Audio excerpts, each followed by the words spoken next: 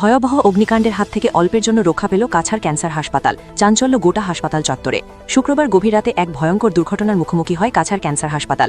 রাত আনুমানিক 2টা থেকে 2:30টার মধ্যে হাসপাতালের একটি অংশে বৈদ্যুতিক শর্ট সার্কিটের জেরে হঠাৎই আগুন লেগে যায়। মুহূর্তের মধ্যেই আগুন ছড়িয়ে পড়ায় হাসপাতাল চত্বরে সৃষ্টি হয় তীব্র আতঙ্ক। তবে স্বস্তির বিষয়, এই ঘটনায় কোনো রোগীর কোনো ধরনের অসুবিধা বা ক্ষতি হয়নি। আগুনে পুড়ে ছাই হয়ে যায় হাসপাতালের একাধিক কম্বল ও সামগ্রী।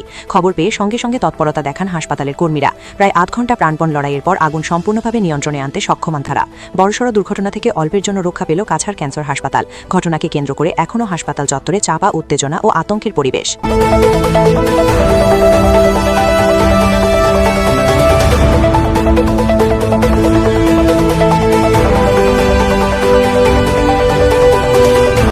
শর্ট সার্কিট মেবি একটা রিজন হইতে পারে, এখান থেকে আগুন লাগছে। আর ওই কিছু ব্ল্যাঙ্কেট আসলো, বেড কভার আসলো, এগুলো জ্বলছে।